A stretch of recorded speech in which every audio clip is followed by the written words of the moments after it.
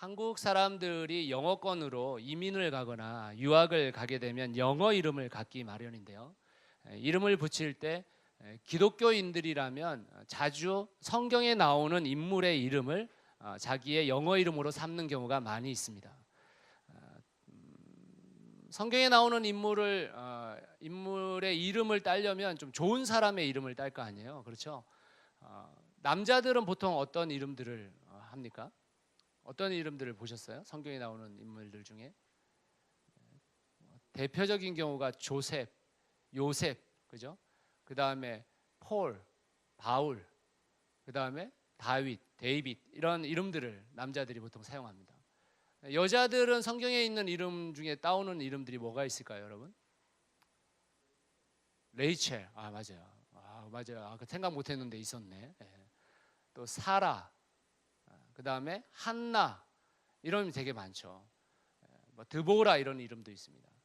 근데 영어권에서 여성들이 아주 많이 사용하는 이름 중에 하나가 아비가일입니다. 아비가일. 여러분들이 인터넷 검색창에 아비가일을 한번 쳐보면 정말 많은 사람들이 퍼스트 네임이나 또 라스트 네임으로 이 아비가일을 사용하는 경우가 굉장히 많습니다. 근데 왜 아비가일이라는 이름을 사용할까 생각해 보면 지혜의 여인의 대명사로 성경에서 이 아비가일을 지칭한다고 사람들이 여기기 때문입니다. 지혜의 여인이라고 여기게 된 배경이 뭐냐면 이 사무엘상 25장입니다. 아비가일은 이 25장 외에 어느 곳에도 어떤 사건에도 다시 나오지 않습니다. 다시 이름이 거론되는 경우는 이 다윗의 수종으로서 아내로서 이름이 거론되는 것 외에는 사건 사고 속에서는 나오지 않기 때문에 이 한 장을 통해서 아비가일은 지혜의 여인이라는 대명사를 얻게 된 것입니다. 그런데 재미있게도 신학자들과 목회자들 사이에 이 아비가일이 정말 지혜의 여인이었느냐 아니면 기회주의자였느냐 이런 반론의 여지를 가지고 좀 있습니다. 왜 그렇는지 오늘 좀 앞에서 좀 살펴보려고 하는데요. 아비가일을 지혜의 여인이라고 말하는 분들이 제시하는 증거는 뭐냐면 첫 번째는 아비가일의 이름의 뜻 때문에 그렇습니다. 아비가일의 이름의 뜻이 하나님이 기뻐하신다 이런 뜻이에요. 아버지가 기뻐하신다. 굉장히 좋은 이름이죠. 우리 교회 가정에 요새 아이들이 많이 태어나고 있는데 제가 보니까 요즘 젊은 분들이 이름 짓는 것을 굉장히 신중하게 결정하시더라고요. 의외로 그런 것 같아요. 의외로 우리 교회 식구들만 그런가? 굉장히 이 아이를 낳고 나서도 이름이 안 정해져 있는 경우가 굉장히 많더라고요. 왜 그렇겠습니까? 왜 신중하게 이름을 정하려고 할까요? 그것은 이름대로 되었으면 좋겠다라는 기대감을 갖고 있기 때문에 더 좋은 이름을 주고 싶어 하기 때문입니다. 근데 유대교의 이스라엘 백성들도 실제로 그랬습니다. 이스라엘 백성들, 특히 구약 성경에 나타나고 있는 이름들은 굉장히 중요한 의미를 갖고 있는 경우가 많습니다. 그리고 이름대로 된 경우가 또 굉장히 많고요. 그런데 물론 이름대로 안 된 경우도 많습니다. 그러니까 이 아비가일이라는 이름의 뜻이 하나님이 기뻐하신다라는 이름의 뜻과 함께 사무엘 25장을 대비시켜 보면 하나님이 기뻐하는 일을 한 것 같거든요. 그러니까 지혜로운 여인으로서 이 이름을 갖는 것이 마땅하다고 여겨서 많은 사람들이 지혜로운 여인이었을 것이다라고 생각하고 있다는 것입니다. 두 번째로 아비가일이 지혜로운 여인이라고 알려지게 된 것은 분쟁을 해결했기 때문이죠. 아비가일이 지혜의 여인으로 불리우게 된 가장 결정적인 원인이 뭐냐? 이 다윗과 남편 나발 사이에 분쟁을 해결한 것이기 때문이잖아요. 한번 같이 읽어볼까요? 사무엘상 25장 33절이 그것을 정확하게 이야기하고 있는데 같이 읽어보겠습니다. 시작. 또 내 지혜를 칭찬할지며 또 내게 복이 있을지로다. 오늘 내가 피를 흘린 것과 친히 복수하는 것을 내가 막았느니라. 이 25장 33절 말씀을 누가 한 얘기냐면 다윗이 한 얘기거든요. 처음부터 내 지혜를 칭찬할 것이며 지혜가 나옵니다. 그렇죠? 아비가일은 부자였지만 굉장히 어리석었던 남편이 있었습니다. 이 남편에게는 3,000마리의 양이 있었는데 염소도 있었고요.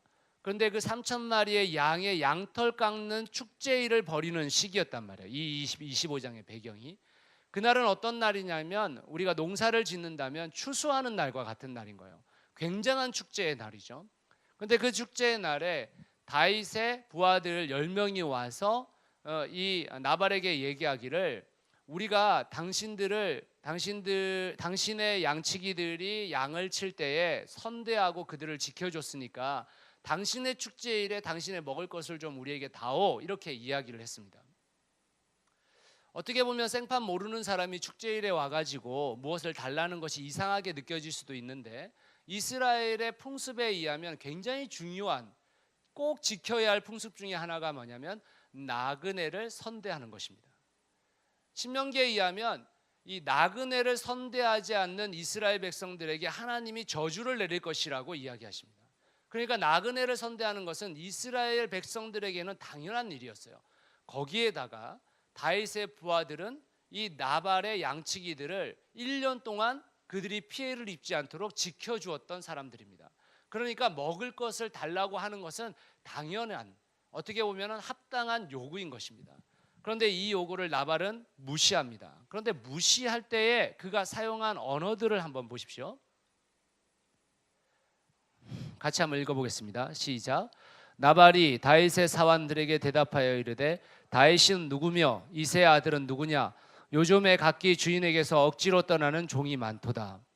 지금 다윗은 누구며, 다윗을 모르고 한 얘기입니까? 다윗을 알고 한 얘기입니까? 이 뉘앙스가 알고 있는 이야기죠. 지금 아버지 이새를 알고 있는 거 아닙니까? 그렇죠. 또 요즘 각기 주인에게서 억지로 떠나는 종이 많도다. 이게 지금 무슨 말이에요? 비꼬는 거거든요. 각기 주인, 이 여기서의 주인은 사울입니다. 사울에게서 억지로 떠나는 종 다윗, 너 지금 사울 왕에게서 도망쳐가지고 떠돌아다니는 종이잖아, 이런 얘기를 지금 다윗에게 한 것입니다. 그런데 이 말에 의해서 어떻게 됩니까? 나발의 모든 남자들이 다 죽음에 처할 위기에 놓이게 된 것입니다.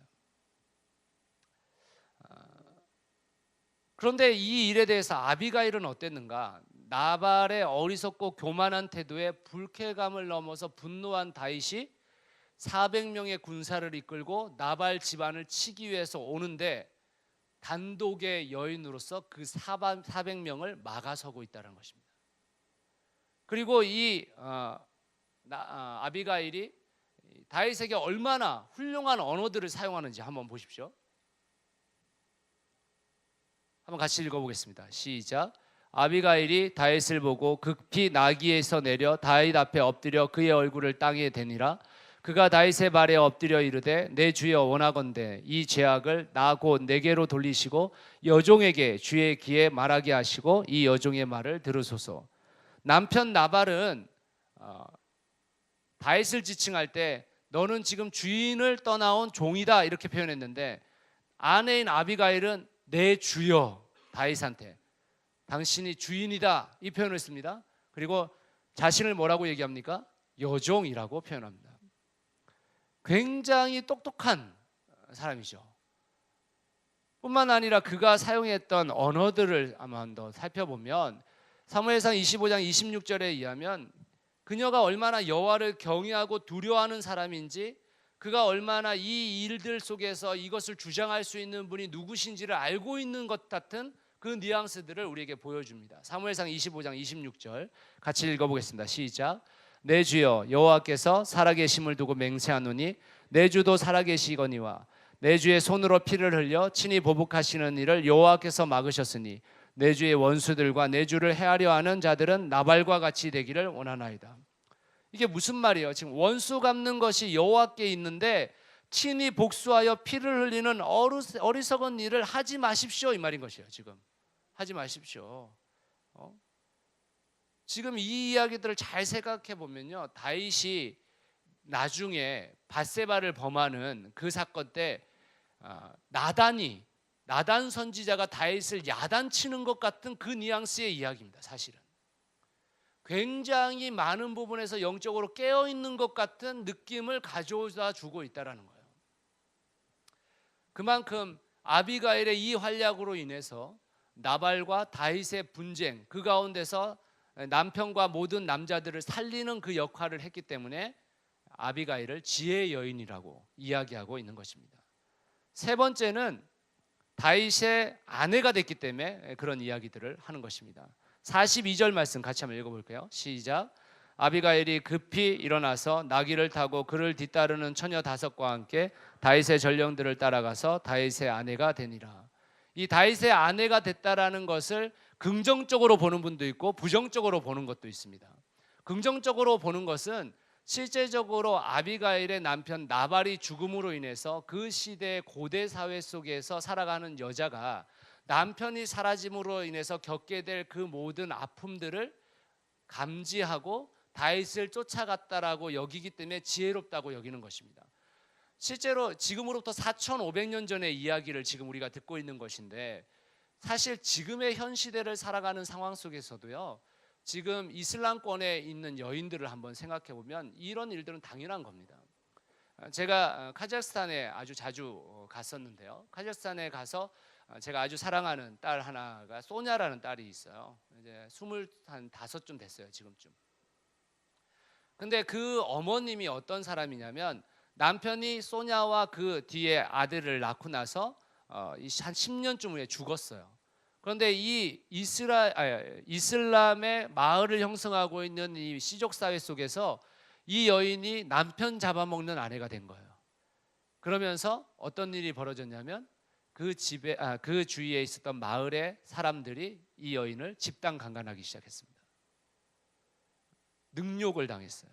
근데 그걸 다 아이들이 보는 앞에서 밤마다 돌아가면서 능욕을 하기 시작했습니다. 근데 그것을 어느 누구도 처벌하지 못해요. 당연한 것으로 받아들입니다. 그게 지금의 현 시대를 살아가는 사회 속에서 일어나는 일인데, 4,500년 전이라면 어떻겠습니까? 훨씬 더 심했겠죠.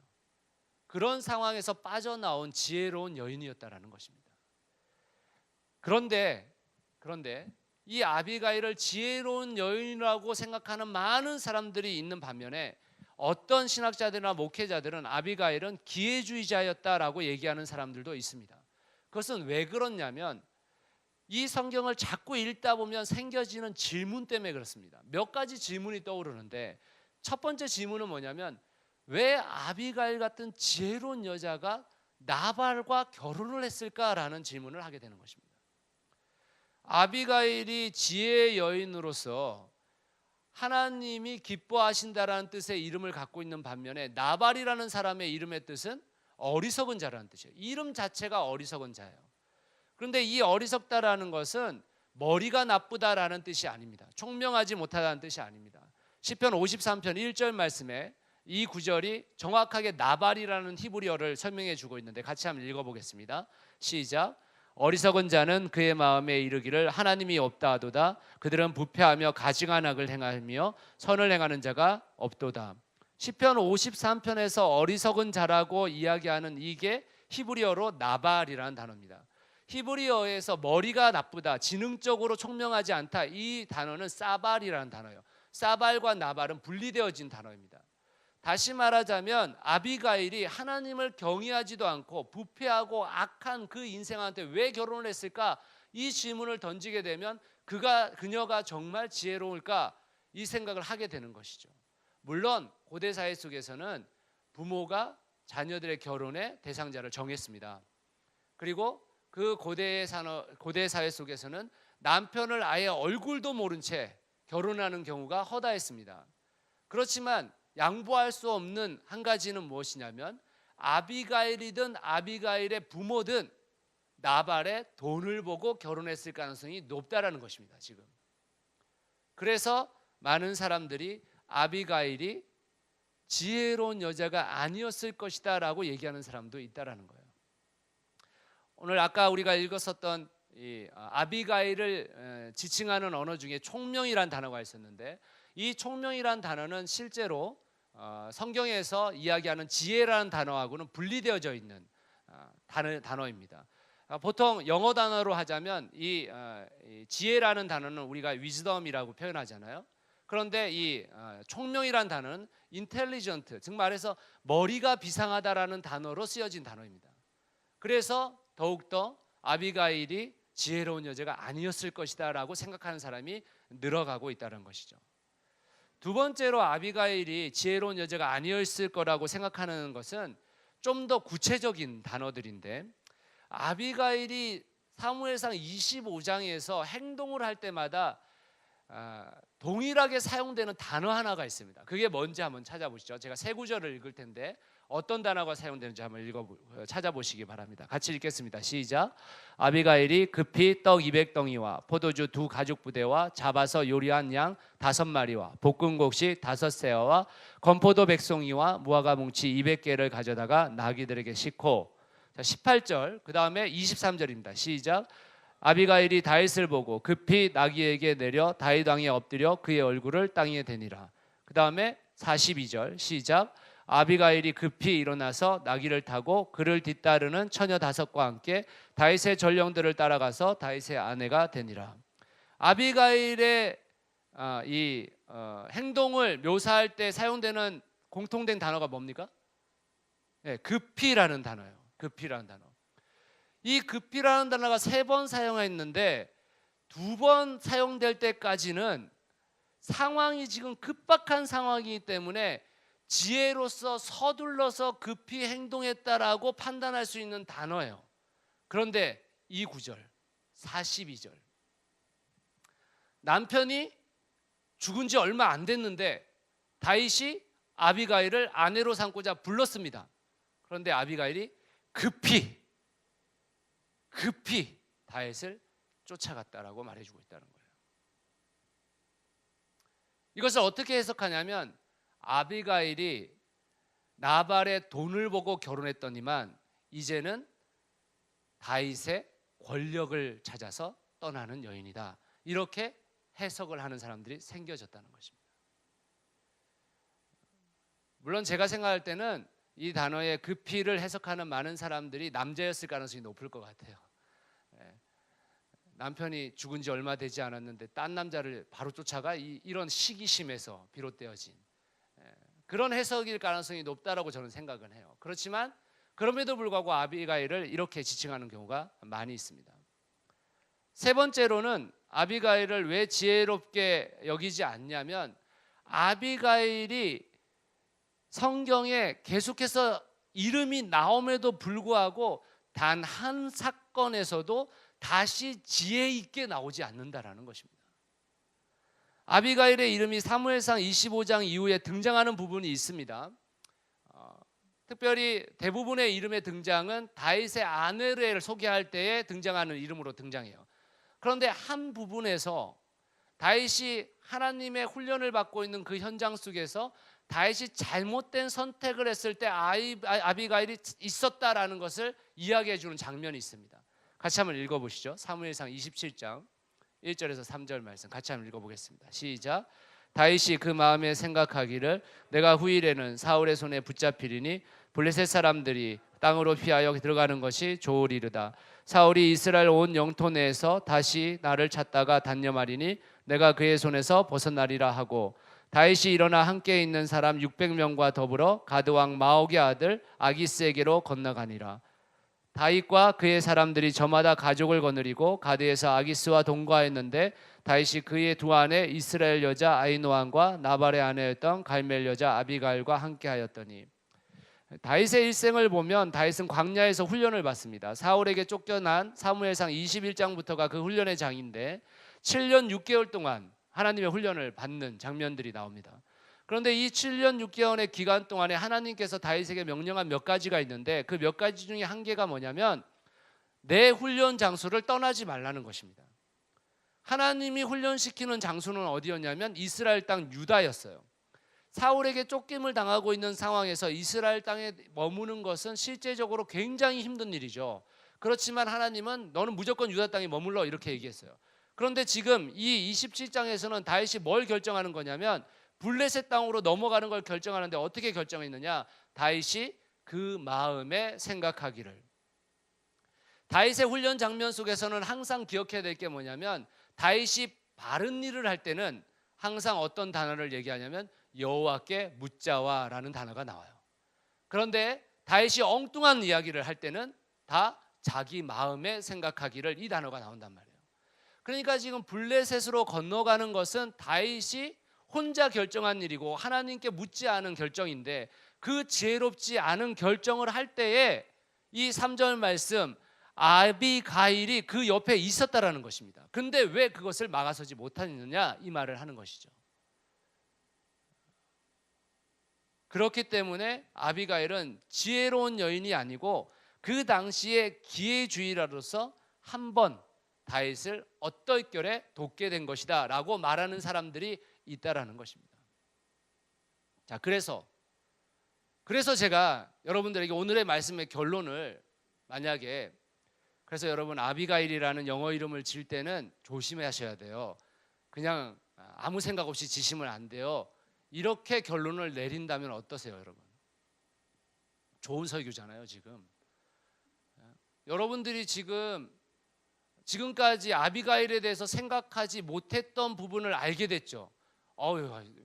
이 목사님 대단한데 어떻게 저런 걸 알아내셔가지고 우리한테 설교해 주시지? 이런 생각이 드시죠. 그리고 적용도 느슨하게 여러분들한테 적용시켜 준다면 좋은 설교죠. 누구나 들을 수 있는 설교고 행복한 지식을 얻었고. 여러분, 한국교회 성도들이요 이런 설교를 좋아한다는 것입니다. 자기가 모르는 것들을 알게 되는 설교. 원체 다 똑똑하셔가지고, 그리고 적용은 좀 가볍게. 적용이 심각해지면 많은 교회에서 성도들이 떠나갑니다. 여러분들이 대부분의 대형교회 목사님들의 설교를 들어보면 적용 자체가 느슨합니다. 그리고 굉장히 포괄적입니다. 왜요? 많은 사람이 모이려면 반드시 설교 자체가 강하면 안 되기 때문입니다. 근데 여러분, 이 본문이 정말 얘기하려고 하는 게 뭘까? 여러분, 그 본문을 자세히 읽어보면서 생각을 해보셔야 되는 것입니다. 이 본문의 핵심 인물은 다윗입니다. 다윗의 훈련 과정 가운데 있었단 말이에요. 그런데 이 본문이 시작될 때에 어떻게 이 본문이 시작되어지는지는 매우 중요한 사항입니다. 사무엘상 25장 1절 말씀 한번 읽어보겠습니다. 같이 읽겠습니다. 시작. 사무엘이 죽음에 온 이스라엘 무리가 모여 그를 두고 슬피 울며 라마 그의 집에서 그를 장사한지라. 다윗이 일어나 바란 강야로 내려가니라. 지금 본문이 이야기하는 것은 사무엘이 죽었다라는 것입니다. 이스라엘의 영적 지도자가 죽었어요. 이스라엘의 모든 영적 전쟁의 방패막이를 하고 있었던 사무엘이 죽었습니다. 이스라엘을 위해서 하루도 빠짐없이 매일마다 기도의 삶을 살았던 사무엘이 죽었어요. 다윗을 위해서 매일마다 기도의 삶을 살았던 영적 지도자가 죽은 것입니다. 그 상황에서 하나님의 훈련이 다윗에게 시작되어지는데 다윗에게 칼을 들려봤다는 것이에요. 힘을 줘봤다는 것입니다. 그런데 어떻게 됐죠? 전혀 사울과 다르지 않은 이스라엘 백성을 섬기고 통치해야 할 왕 사울, 그가 이스라엘 백성을 아무 상관없는 자들을 마음대로 죽여가듯이 다음 왕이 될 그 다윗이 지금 이스라엘 백성인 나발이 행동한 그 행동에 분노를 가지고 칼을 들어 그들을 치려고 하고 있다는 것입니다. 영적인 지도자가 죽었고 정치적 지도자가 폭정을 일으키고 있는 상황이라는 거예요. 그 상황 속에서의 아비가일을 볼 수 있어야 되는 것입니다. 영적인 지도자 사무엘이 사라지고 그 부재한 시대 속에서 정치적 지도자였던 사울과 다음 왕으로 기름 부음 받았던 다윗이 자기 앞가림도 못하고 있는 그런 시대입니다.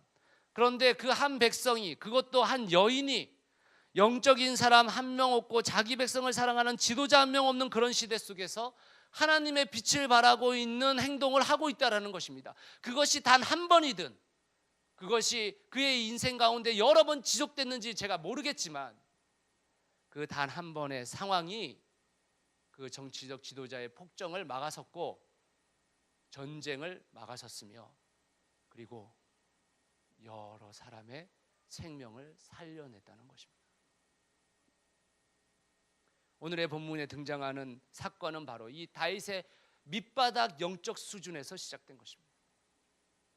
나발이 어리석은 것도 문제고 아비가일이 지혜로운 것도 좋지만 지금 본문이 이야기하고 싶은 것은 영적인 지도자의 부재와 정치적 지도자들의 수준 이하의 행동 때문에 생겨진 이 일들을 어떻게 하나님이 해결하고 있는지를 보여주고 있는 장면이라는 것입니다.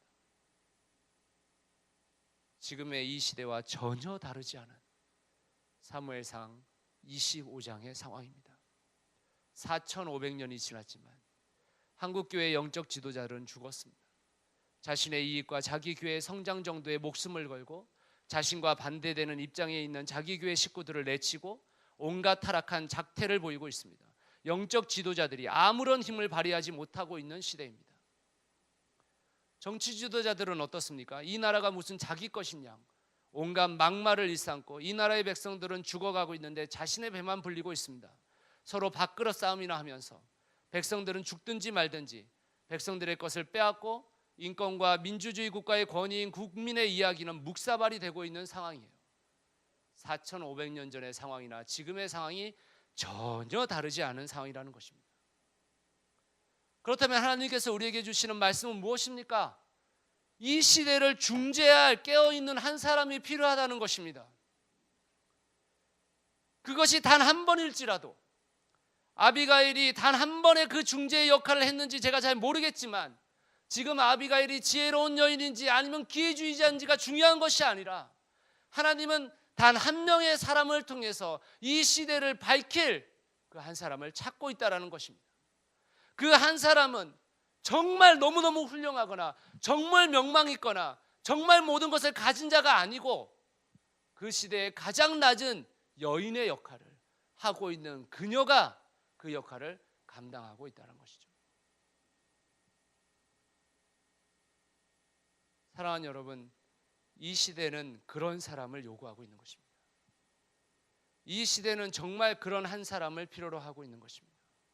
이 시대를 살아가는 하나님의 백성은 바로 자신의 죽음을 무릅쓰고 목숨을 건 중재를 해낼 수 있는 그 하나님의 사람 한 사람을 필요로 하고 있는 것입니다.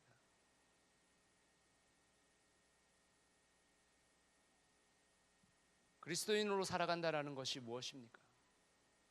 주일날 모여서 한 번에 예배를 드리는 것이 그리스도인으로 살아가는 것입니까? 수요 예배 잘 참석하고 주일 예배 잘 참석하고 여러분들이 교회가 하는 행사에 잘 참여하고 여러분이 헌금 잘하고 그것이 정말 그리스도인으로 살아가는 삶이라고 생각하고 있는 것입니까? 그것이 필요가 없다는 것이 아닙니다. 물론 그거 잘 해야 돼요. 그러나 정말 우리가 이 시대 속에 살아가면서 이 시대를 알고 상황을 알고 하나님의 마음을 알고 이 시대 정신에 필요한 한 그리스도인으로 자리 잡는 것이 정말 그리스도인으로 살아가는 것입니다. 그리스도인으로 살아가는 그 삶을 약화시켜서는 안 됩니다. 그 삶을 무력화시켜서는 안 됩니다. 우리가 수십 년의 교회를 다녀왔던 태어나서부터 교회를 다녔던 지금 1년의 교회를 다녔던 아무런 상관없이 그리스도인의 사명은 그런 것입니다.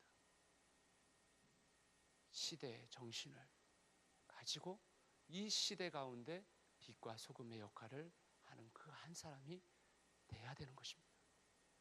그 한 목장이 돼야 되는 것입니다. 그 한 교회가 돼야 되는 것입니다. 사랑하는 성도 여러분, 이 시대의 아비가일로 살아가시는 여러분 되시기를 간절히 축원합니다. 하나님이 기뻐하시는 인생이 되시기를 간절히 축원합니다. 우리가 기쁜 인생 말고 그분이 기뻐하는 인생 살아가는 것이 우리가 해야 할 가장 중요한 사명입니다.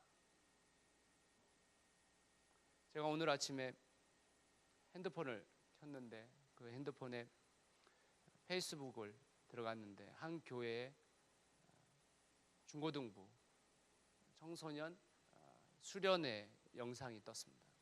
근데 영상에 그 앞에 나와 있는 주제가 뭐였냐면 나의 길 주님 도와주십시오. 그게 수련회의 주제더라고요. 저는 그 명제 자체가 틀렸다고 생각하는 사람입니다. 여러분, 우리에게는 우리의 길이란 게 없어요. 나의 길이란요. 우리가 믿는 하나님은요, 나의 길을 돕는 자가 아니에요. 우리가 믿는 하나님은 주님이 가시는 그 길에 우리를 참여시키는 분이십니다. 주님을 진짜 믿게 되면 내 길이 아니라 주님의 길을 걷게 되는 것입니다. 그게 맞는 거예요. 우리가 잘못 가르쳐온 수십 년의 이 기독교의 생각들이 지금 이 기독교를 망하게 하고 있습니다. 하나님이 내 시험 따위에 관심을 갖고 있다고 생각하시는, 하나님이 내 회사 취직 따위에 관심을 갖고 계시다고 생각하는 이 세상의 다른 신들과 전혀 다르지 않은 그 정도의 하나님으로 생각하고 있다는 것입니다. 바보 같은 생각이십니다. 여러분이 만약 하나님을 그렇게 생각하고 계시다면 잘못 믿고 계시는 것입니다. 하나님은 그런 분이 아니십니다. 하나님은 우리를 사랑하셔서 우리를 당신의 일에 동참케 하시는 분이십니다. 진짜 그리스도인은 하나님의 일에 쓰임받는 사람입니다. 내가 행복한 길을 가는 게 아니고 하나님의 행복해서 내가 행복하지 않아도 그 길을 선택하는 것이 그리스도인의 길입니다. 아이들한테 잘못 가르치시면 안 됩니다. 아이들의 꿈을 물을 때 부모들이 늘 하는 얘기가 뭐냐면 우리 아이가 행복해야 하는 길 가게 해줘야죠. 아니요, 그렇지 않다니까요. 우리 아이들이 행복하지 않아도 그 길이 하나님의 길이라면 가게 하는 것이 그리스도인이에요. 그게 맞는 겁니다, 여러분. 그게 맞는 거예요. 그리고 그 길을 가다 보면 주님이 주시는 행복을 경험하게 되는 것입니다. 사랑하는 성도 여러분, 이 시대를 살아가고 있는 우리 모두다가, 그리고 이 시대를 살아가고 있는 우리 교회가 진짜 그리스도인이 되는 거, 진짜 교회가 되는 거 어려운 일입니다. 그렇지만 가야 합니다. 넋 놓고 가만히 있으면 안 됩니다. 가야 돼요. 안 가면 똑같은 결론을 얻게 됩니다. 이 세상에 수많은 교회들이 그것 쫓아가다가 다 망하고 있잖아요. 이 시대에 수많은 그리스도인들이 그것 쫓아가다가 전부 다 떨거지 그리스도인으로 바뀌어지고 있지 않습니까? 그런데 우리가 그 길을 또 가겠다고요? 안 가느니 못합니다. 안 가느니 못하다고요. 사랑하는 성도 여러분, 이 시대를 중재할 수 있는 한 사람으로 서주시기를, 주님의 단 한 번의 조커로 사용되어지시는 여러분 되시기를 간절히 축원합니다. 같이 기도하겠습니다.